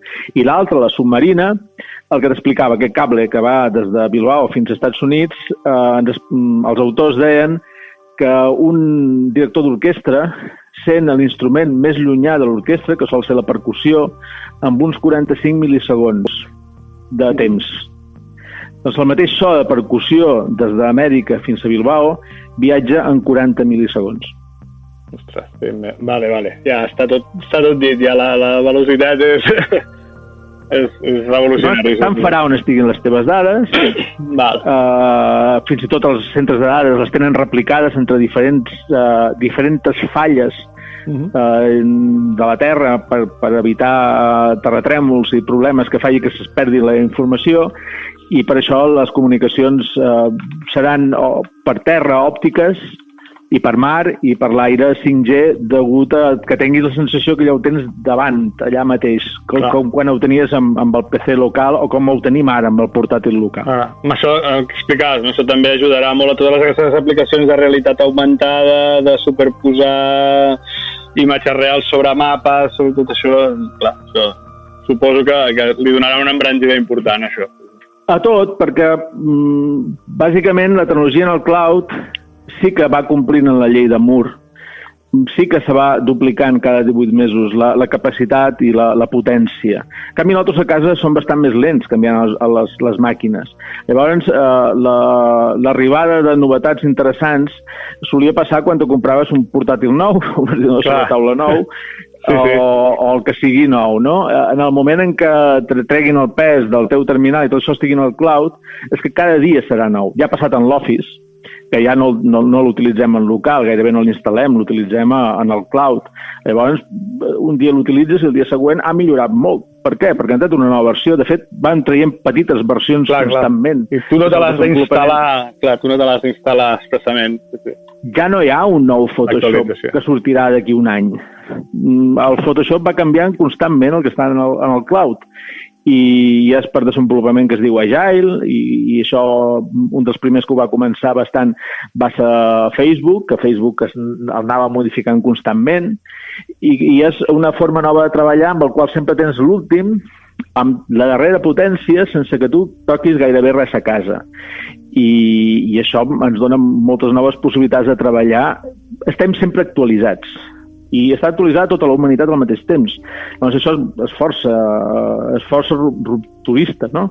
Amb la quantitat de coses que pots fer i no pots fer i que tots les podem fer al mateix temps. No hi ha ningú que necessiti gastar-se uns diners en una nova versió. No, són subscripcions i si les tens, que cada vegada són més assequibles degut a l'economia d'escala, les té més gent i tots tenim més accés al darrer. Això, que es compleixi la llei de Moore per tota la humanitat a partir del moment en què apareix el cloud, serà un canvi molt, molt gran, i el 5G serà un transport importantíssim. L'aire cada vegada serà més important perquè el que farem allà en el cloud i els dispositius serà cada vegada més coses. Això ja ho podem viure una mica amb els altaveus aquests de casa, tipus Google Home, Amazon Echo. Jo de moment encara em resisteixo una mica, de moment. He sentint aquestes històries de que ara no sé qui, un client d'Alemanya, a l'Amazon aquest, li havien enviat les dades a una altra persona, de converses i tal. Bueno, espera, donem-li un temps que això s'estabilitzi, no? No ho sé. Va ser un error, sí. Els errors passen i les mesures que ha pres Amazon són per no deixar dubte de que no els ha agradat gens i que no ha de tornar a passar. Pot passar sempre. Imagina't això, no? Fora de casa. Tu tens una conversa privada amb la teva dona i li arriba un company de feina, home. No sé, i en aquell moment, pel que sigui, estàs comentant alguna d'ell, no? Sembla que també ha passat als Estats Units en algun cas, alguna cosa similar. La possibilitat de moment és inferior a que tinguis un accident d'avió, que és molt inferior a que tinguis un accident de cotxe, que és molt inferior a...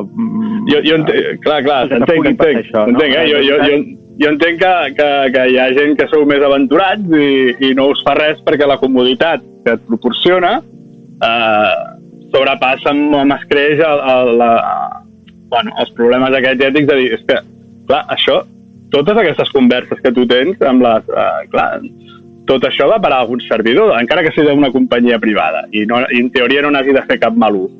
Però és que ja està totes les teves converses a casa. Bé, a tu no t'espanta, això? No et provoca cap... Les peticions del que realment estàs... En el moment en què tu dius OK Google o que dius la paraula clau que puguis donar a Amazon, li pots donar el nom que vulguis, per defecte és Alexa.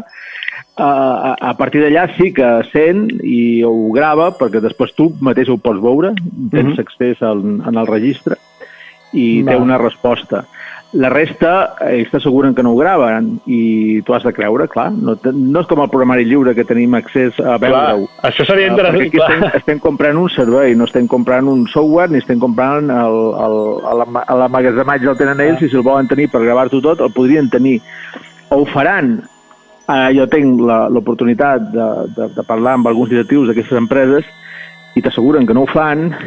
Clar. I que, a més, si ho fessin, és molt difícil d'amagar, que algun dia sortiria i que representaria la seva ruïna. I que no se la juguen. Vist així tens raó, sí. No se la juguen. Una empresa que té milers i milers d'empleats, algú rebotat que hagi pogut tenir accés a aquestes coses perquè hi ha treballat i després s'ha enfadat i s'ha rebotat, les explica i és que te'n vas a la ruïna. Sí, clar, tot el prestigi, tota la imatge pública d'aquesta empresa s'enfonsa, sí.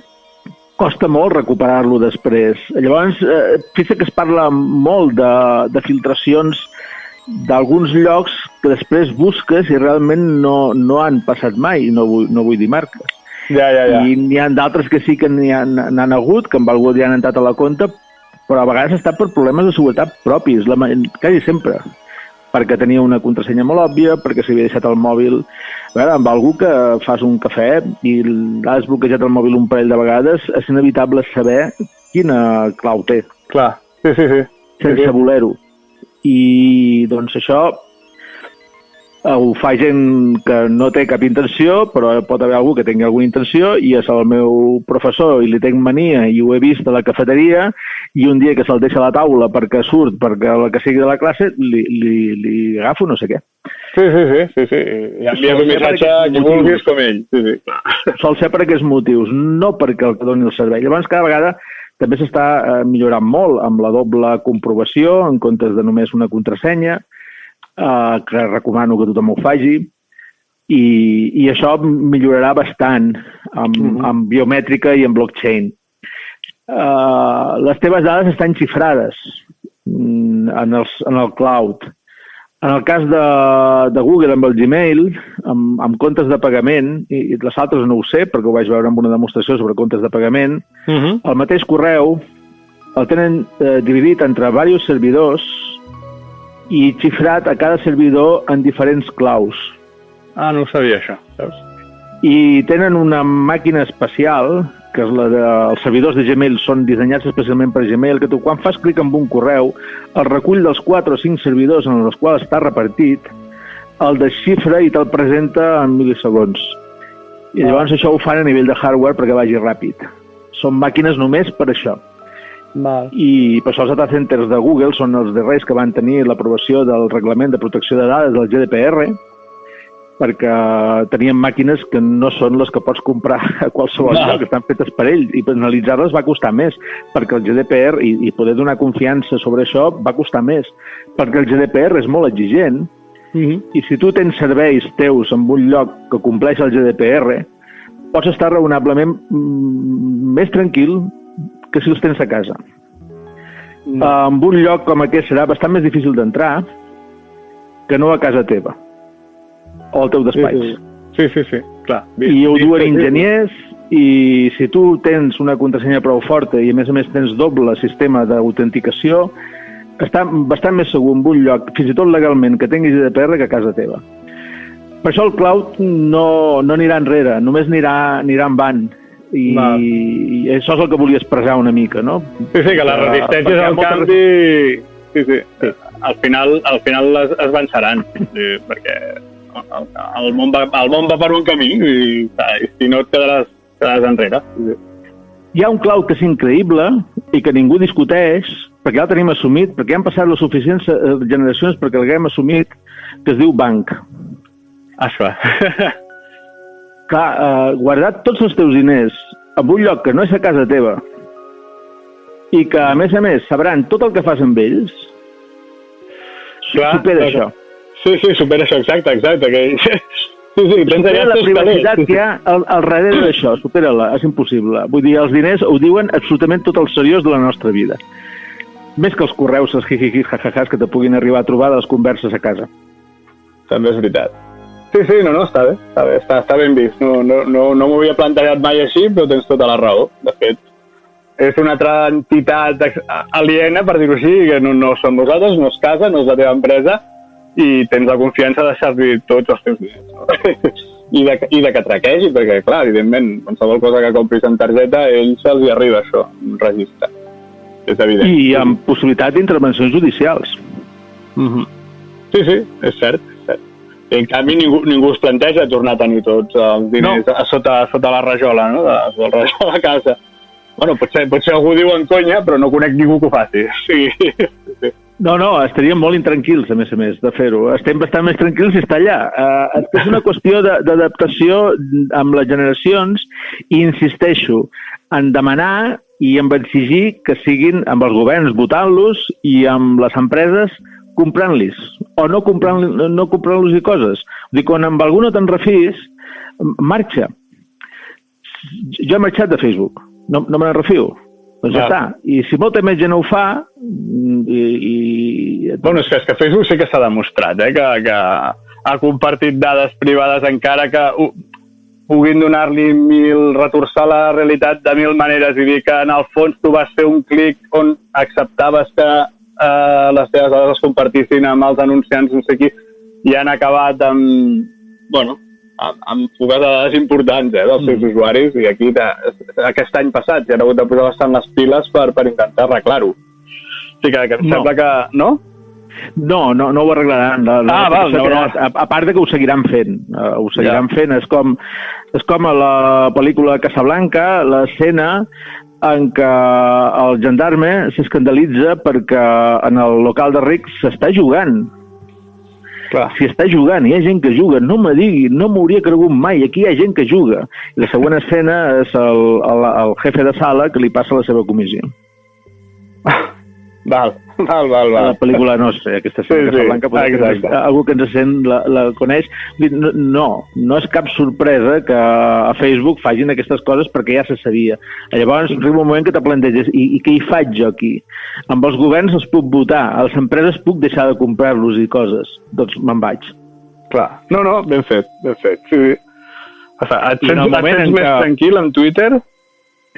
En Twitter és que tot és obert. És que absolutament tot és obert. Allí tinc el meu nom, la meva...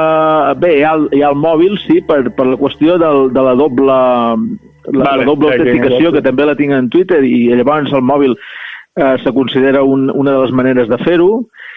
I bé, perquè també les comptes verificades, demanant més coses, i en aquest cas la meva estava verificada. Clar, les teves les que té l'estrelleta, sí.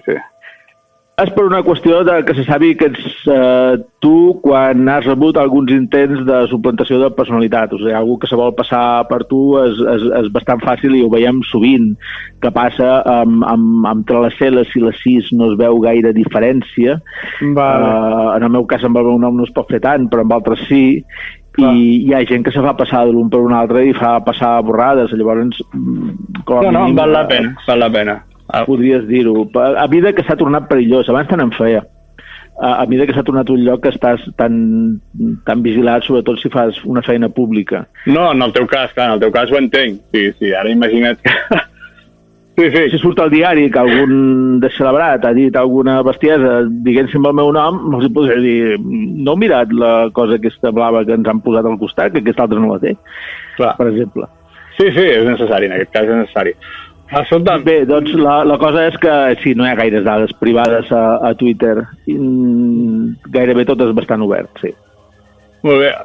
En el cas del Meneame, que tu vas ser un dels dos cofundadors i vas tenir una participació molt activa abans, que ahir que vam xerrar 5 minutets abans que et truqués avui, em vas comentar que encara hi tens una veu a dins, d'alguna manera. El tractament de les dades personals de Meneame és alguna cosa que us vau plantejar què fer, què no fer, el tema dels seguiments dels usuaris, tot això com es gestiona en un lloc com Meneame? Sé que Meneame el codi és lliure i és accessible, tothom el pot auditar si vol.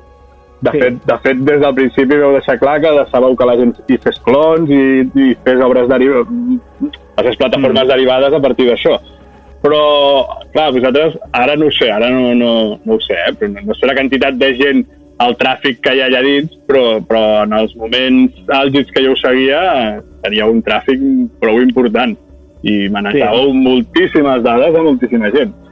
No sé si això s'ha preocupat mai que algú es pogués robar les dades, que algú, no sé, les empreses de publicitat us han fet ofertes mega multimilionàries, no sé. Si es pot comentar, no. Sí, no, es pot dir tot, absolutament tot. S'han fet un parell d'estudis amb les dades, les enviàvem sense les dades personals. En el moment en què algú te demana que enviïs les dades de PNM perquè volen fer un estudi científic, amb alguns han participat a alguna organització del CSIC, i són per analitzar xarxes socials, i després s'han presentat els resultats i interaccions. I ha sigut transparent el seu ús. Sí, nosaltres les enviàvem i en el moment en què algú te diu això, que els enviïs i tu els dius que sí que els enviaràs perquè les condicions d'ús i la nostra plana diu que tot és Creative Commons, a la qual cosa el que tu publiques allà és Creative Commons, es pot utilitzar sempre que s'utilitzi es digui l'autor, va ser aquesta la condició. T'adones compte que només has de treure l'email. Val. Pràcticament, de totes les dades que teníem, només l'email era dada que se considerava, segons la llei de protecció de dades, com a privada. Perquè tu ja podies donar amb el nom que... Sí, les IPs també són privades, sí. No hi havia res més. El nom, tu podies donar el nom que volguessis, no demanaven l'adreça, no demanaven la localitat ni el país, no demanaven un email per poder verificar el compte, perquè bàsicament no només per poder verificar que és que no molestaràs a ningú, vull dir, hi ha molts de llocs que no verifiquen l'email i jo no sé quantes comptes d'Apple m'han obert amb el meu benjamí@gmail.com perquè algú s'ha equivocat teclejant-lo. De fet, rebo la factura telefònica d'algú del Brasil cada mes. Ah, sí? Doncs perquè aquestes coses no passin, perquè algun dia s'envia una comunicació, no l'envies amb algú equivocat, verifiquem l'email. I les IPs, sí, evidentment, ho demana la llei, però les IPs no tenen cap... En realitat, no tenen cap importància per fer estudis ni fer anàlisis dels que ens havien demanat fins ara. Poden orientar quant a la localització d'on ven la gent i aquesta cosa no la vam analitzar mai perquè ens la diu el Google Analytics. Clar, directament. És l'estadística pròpia nostra i aquesta no l'hem utilitzada mai, més per lo que la utilitzen els mateixos que posen la publicitat, que són les publicitats que hem tingut sempre d'AdSense, que sí, que utilitzen les cookies, com bé sabem, i utilitzen les IPs, però perquè la publicitat és la manera acceptada que tenim tots de que funcioni un lloc, no? Perquè és que si no tens quotes ni tens res, no pots mantenir-lo. Però no oferireu mai allò que fan tantes webs de... Faci el login amb el seu compte de Facebook. No són atractives. No són... Sí, clar, també vam utilitzar la compte de Facebook, però tu quan utilitzes la compte de Facebook reculls la informació. És una forma d'evitar que les persones omplin el formulari. Ja utilitzar les dades que tens a Facebook. Però després les podies editar i canviar-les. I tampoc hi havia un seguiment a través d'això. Va ser per comoditat, per moda. Tampoc l'hem utilitzat. De fet, nosaltres tampoc vam tenir ofertes d'aquest tipus i hauríem estat molt curosos, però no els vam tenir perquè és que no tenim res atractiu amb el sentit de tenir coses demogràfiques. En tenim pel que sí que ens ho van demanar, que són estudis fets per universitaris i per un projecte europeu de saber el moviment de les xarxes que en aquell moment hi havia 20 i nosaltres. Vam fer una comparativa de com era el panorama de 20 de Facebook i vam aprendre coses sobre la interacció de les interaccions de la gent, que el nostre model era molt semblant a la Wikipedia, vull dir que hi havia algunes persones molt actives i els altres més ocasionals, però que tothom se fixava molt amb els més actius per seguir el que feien, amb els wikipedistes, però van ser estudis bastant científics i socials. I per publicitat, doncs, jo ja fa ara 4 anys aviat que estic bastant desconnectat i sí que hi ha més possibilitats, com m'imagino que volies apuntar, no? No, s'ha continuat amb el model de publicitat clàssic per no trencar aquesta idea de que MNM simplement viu de la publicitat. Ho podrà fer, Jo continuo només com a soci, no participo amb la gestió i veig els resultats quan hi ha la reunió de socis per saber els resultats és el que marca la llei d'incompatibilitats. Vull dir, jo puc gestionar el meu patrimoni però no hi faig feina. D'acord. És que sí, que veig que els ingressos, doncs, l'evolució que hi ha, la publicitat cada vegada és més petita i s'haurà per la supervivència, m'imagino que els gestors actuals amb el temps hauran de proposar a la comunitat alguna cosa. Perquè la publicitat... Bueno, clar, això no sé. Al final alguna cosa de pagament, potser, no? Tenia algunes idees abans de... Patreon, alguna cosa així. Es posaran en marxa i ja en una comunitat com aquesta pot haver diferents incentius.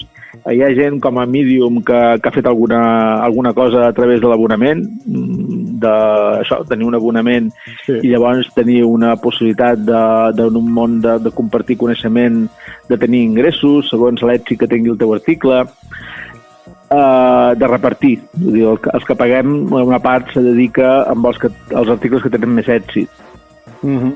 I fan un informe cada any a Medium de com ha anat, qui ha guanyat més, qui ha guanyat menys.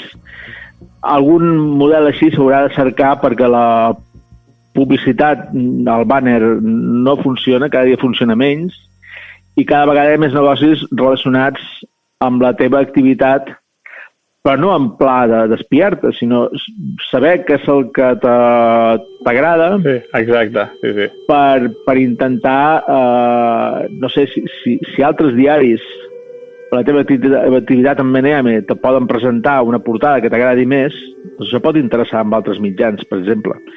I a tu no t'afecta, no sents la teva privacitat envaïda, sinó que penses, hòstia, que la feina que fas a Meneame de selecció, de comentar i d'opinar, està fent que després l'altra premsa també t'agradi més, que no vagis a portades i diguis... Temes que no t'interessen. Les notícies d'esport és que no me les pintis. O ja estic cansat del tema tal i que no aparegui. Per què quan vas amb un diari ha d'haver més amunt notícies que no t'interessen i les que t'interessen sempre estan més avall i amb un quadret molt petit? Això podria canviar i podria haver una portada segons quina persona. Meneame podria aportar informació sobre aquesta persona que voldria veure? Bastanta. Els diaris volen això? No ho crec. Continuen volent colar la notícia que volen ells. Continuen amb la idea de la portada al quiosc, amb les lletres grosses, però allò amb el que volen influir perquè són el quart poder. Sí, bueno, i així els estan anant a molts, que ho tenen bastant complicadet. Exacte. Doncs poder vindrà algú que dirà podríem tenir una portada líquida d'acord amb el client i no segons amb la meva visió del món. Exacte, sí. Bueno, seria un lloc. És que, clar, això és un típic cas que la tecnologia i la mutació constant de les possibilitats, doncs tu t'obliga a estar al dia, no et pots adormir. No pots dir, ja tinc el meu model de negoci i això ja no canviarà mai més. No, avui en dia això ja està, ja ha passat això. Ara no pots dir, mantinc el mateix model 15 anys. No sé, qui ho aconsegueixi el felicito. A mi no se m'acudeix. Escolta, em fa una il·lusió especial haver-te tingut, primer perquè és el primer programa que fem en català, el primer... A mi també, molt. I després perquè no ho sabia, prometo que no en tenia ni idea, però eres oient de Sintonia Alfa i això a alguns dels nostres oients els hi farà gràcia saber-ho. Ja sé que has evolucionat a partir d'aquell moment, també fa 24 anys que no existeix el programa, o 25 aviat, però vaja, em fa certa gràcia saber que en el seu moment l'escoltaves, Sí, els diumenges, i com soc pàjaro nocturn, tenia un altaveu d'aquests de coixí, que es posa dintre del coixí, amb un bon ràdio despertador, i sentia el teu pare. M'agradava la manera en què explicava les coses, amb un pensament, com tinc, bastant escèptic. Sí que és cert que vaig passar uns anys de la fase d'estar en una família molt, molt, molt religiosa a desenganxar-me d'aquestes coses, no? Sí, perquè religió vol dir lligar. Doncs en comptes de desenganxar-me, deslligar-me d'aquestes coses. I passes per alguna fase que curiosseges tot. I la manera en què el teu pare explicava les qüestions, les paraciències, Era atractiva, la trobava molt atractiva. Després, a continuació, altra gent que va continuar després del teu pare, ja no vaig poder continuar. No m'estranya. I t'ho agraeixo que ho diguis, perquè no m'estranya. Jo tampoc podria, El professor de debò. Exacte. No, és una altra... Tenia una manera d'explicar-lo molt interessant, que te fa pensar, te fa pensar i llavors t'ajuda a depurar-ho millor. No sé allò, un rebuig, com pots sentir amb altres tipus de gent que explica les paraciències. Sí. No, estic content. Sí, mira, si va servir en algun moment de la teva vida, en alguna etapa et va servir, jo estic molt content, perquè veig que... De veritat, mira, aquest programa, t'ho comentava abans, aquest programa el faig sobretot animat i amb el recolzament de gent que eren tots antics oients o la majoria d'ells. Potser la parella d'algú no, però bàsicament el nucli inicial és gent que es va dedicar a digitalitzar els programes que el meu pare feia a Catalunya Ràdio. Sí, és de casualitat. Ja m'ha fet una gràcia social quan m'ha dit, tu ets fill de l'Andrea? Jo escolto el seu programa. Clar, i dic, ostres, no pot ser. Molt bé. Bé, soc un ferit de ràdio. En aquell temps Catalunya Ràdio era una emissora bastant trencadora. Allà després amb internet faria una amistat, que és el que em diria, has de fer ràdio i has de col·laborar amb els mitjans, amb el qual va augmentar la paraula aquesta toté. Em penso que va sortir d'una conversa amb ell una vegada. I que és el Jordi Vendrell. El Jordi Vendrell de Catalunya Ràdio, l'època que el teu pare era el número d'audiència a la seva franja, el Jordi Vendrell era el número d'audiència a la seva. Eren diferents, el Jordi estava a diari de 3 a 4 i el teu pare els diumenges a l'hora del futbol, que no és gens fàcil, de 12 hores. No és gens fàcil, no. I perquè eren bons comunicadors els dos, amb una emissora que en aquell moment era la que s'emportava gairebé totes les audiències en català i fins i tot no en català, sinó també de Barcelona i de Catalunya. I allà es va fer una graella que era bastant interessant aquells anys. I després, amb internet, doncs, comences a afeccionar els podcasts i ja soc bastant més selectiu amb la ràdio. De fet, el que vaig escoltar no ho escolto tot en podcast, perquè és la manera que em puc dosificar els temes, perquè això de la programació lineal em costa bastant. Vull dir, allò d'haver estat en un lloc en una hora perquè fan tal cosa em costa bastant. No, a mi també. Jo soc bastant fan, a més, si hi ha programes que tenen alguna secció concreta, doncs escoltes aquella secció i no cal que escoltis tot el programa sencer. És a dir, si hi ha gent que escolta el nostre podcast i vol escoltar només la part de l'entrevista que et fem, doncs també ho posarem ja. A partir del minut tal, ja l'entrevista amb Benjamí Villoslada i la resta, si no us interessa, no cal que l'escolteu. I això, i s'ha d'entendre que aquesta flexibilitat també és una cosa que les ràdios tradicionals s'hi hauran d'adaptar tard o d'hora. No sé, em sembla que Catalunya Ràdio des d'aquella època ha tingut alts i baixos i diria que ara li estan passant bastant la mà per la cara a altres ràdios privades. No? I això també, però això és una cosa que s'han de plantejar ells internament de com volen cuidar els seus comunicadors i a la seva audiència.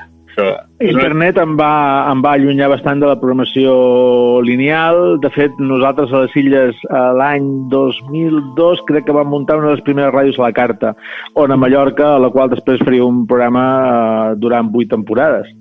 Un programa d'internet hereu del Jordi Vendrell de Catalunya Ràdio, de l'Internauta, també parlaven d'internet. I estava a la carta. Jo l'havia escoltat. Perquè és el cotxe, vull dir, la ràdio és el cotxe, bàsicament, però és que a mesura que te'l vas canviant passa el mateix que amb la tele intel·ligent, que en el moment en què quan hi entres ja es connecta amb el Bluetooth i fa autoplay del punt amb el que havies deixat el podcast, és que ja no hi tornes. No pots tornar una altra vegada a posar la FM, no hi tornes, allò que dèiem del WhatsApp. I en el moment en què tens una televisió intel·ligent, doncs el cable de la TDT ja no l'he endollat de l'antena. Sí, no, és que al final és així. Jo, al final, tens Netflix, tens Amazon Prime, tens HBO, tens totes aquestes coses que et permeten i clar, és com, no? I en el món de la ràdio els podcasts és així.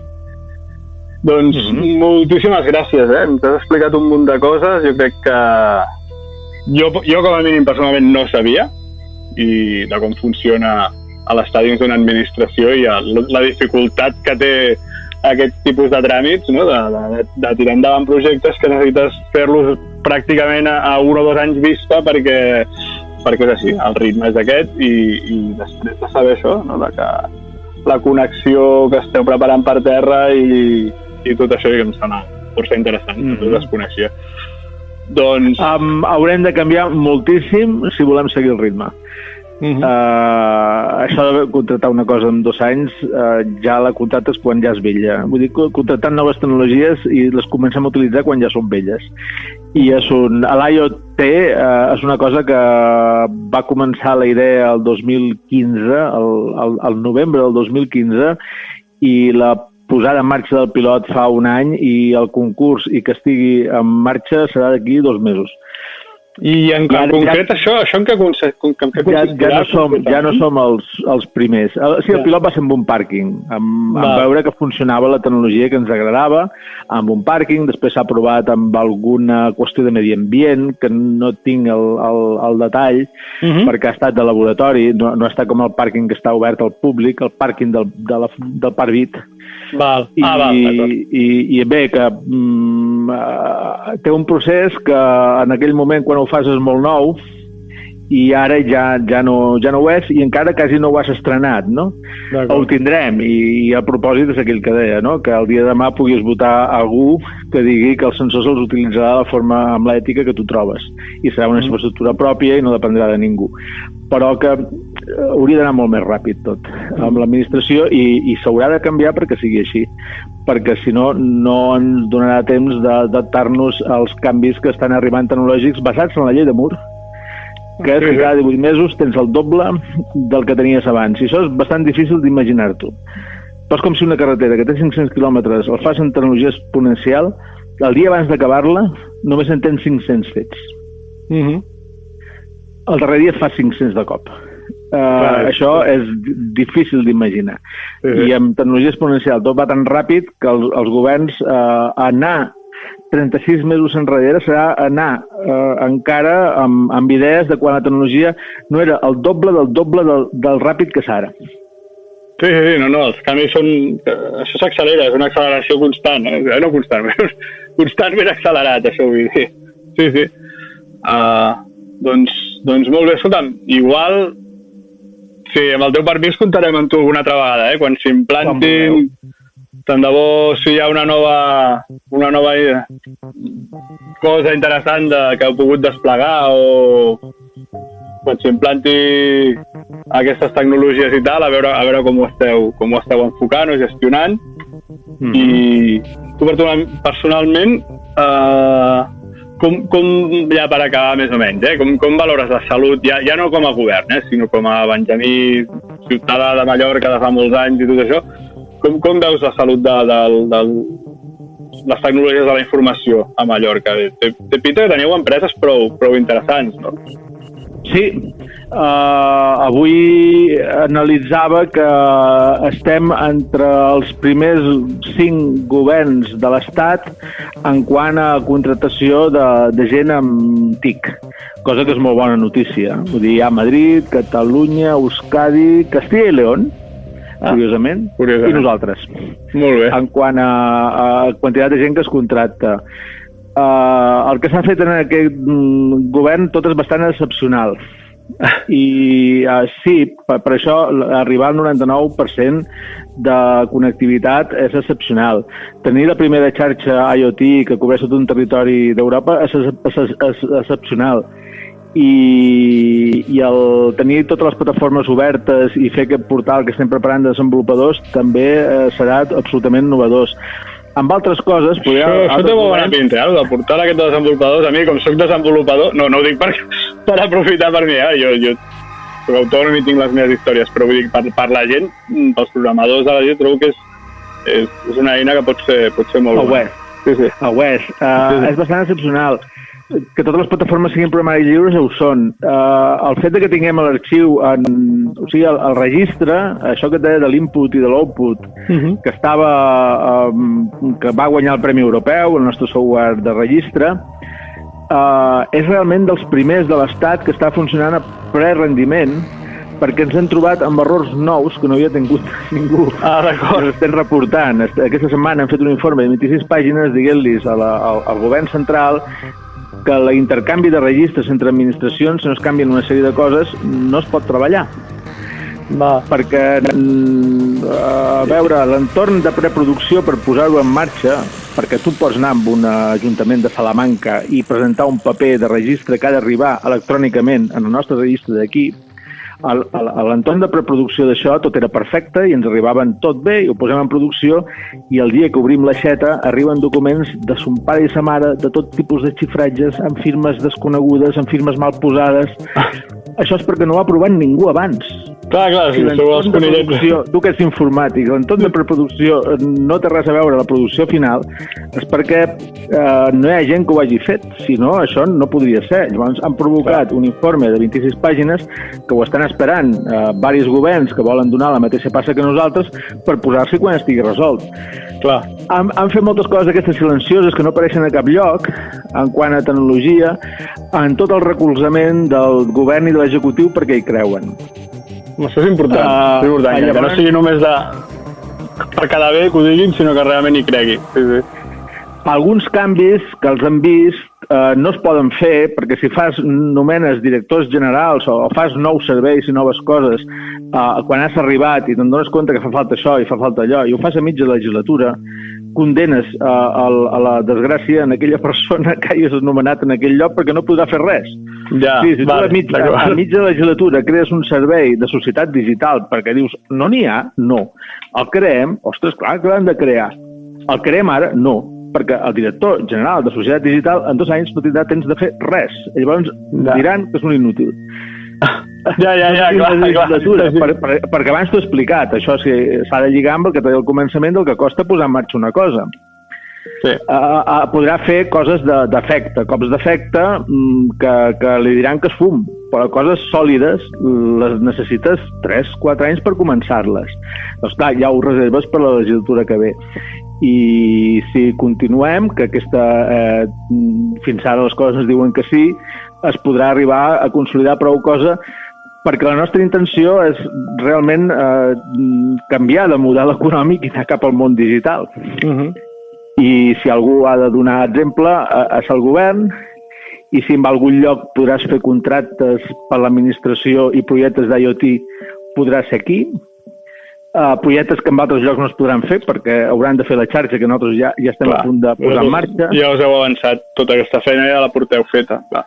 Algú ha de...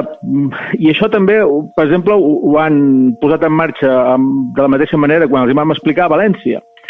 I començarem a compartir coses. Per exemple, nosaltres els primers sensors que posarem per inaugurar això, perquè de sensors n'hi poden haver de centenars de coses, serà per dones en risc de violència de gènere. Li vam voler donar un caire social, que la tecnologia tingui un primer ús social, perquè creiem que la tecnologia hem d'explicar que està a servei de la societat i no per fer coses fosques.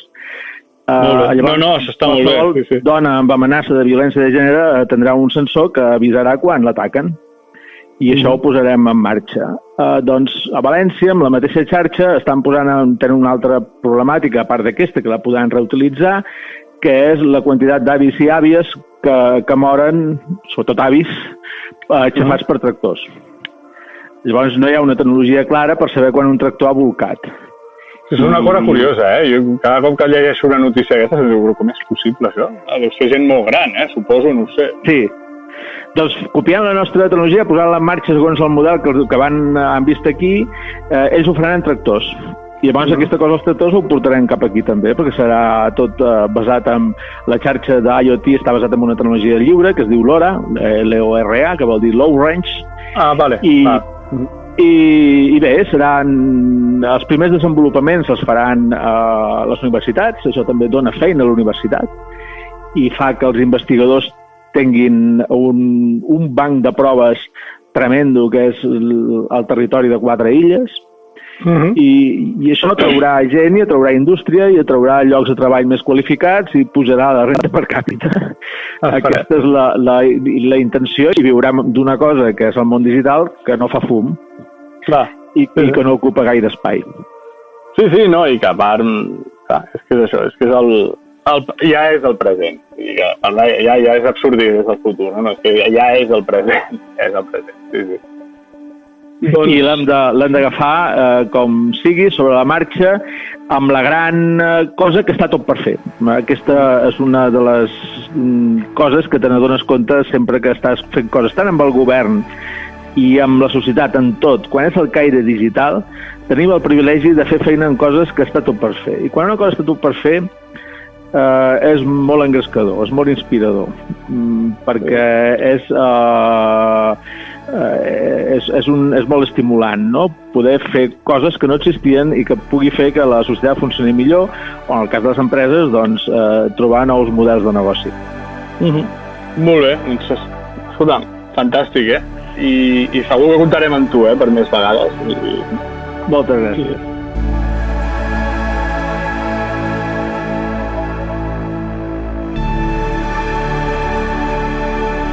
I esperem poder fer-ho. En Benjamí Villoslada és un home amb opinions fonamentades i molt a dir, com ja imaginàvem, i hem pogut constatar també fora de micro. N'hi ha prou de dir que es preocupa per entendre on som i cap a quins escenaris de futur camina la humanitat. De tota manera, en aquest primer arxiu alfa, atesa la seva tasca com a director general de Desenvolupament Tecnològic a Vicepresidència i Conselleria d'Innovació, Recerca i Turisme del Govern de les Illes Balears, entenem que ha de ser molt curós en tot allò que diu públicament. Per la nostra part, seguirem intentant aportar una mica de llum, tant com bonament sapiguem i puguem, en tot allò que, si s'explica, es fa en lletra petita.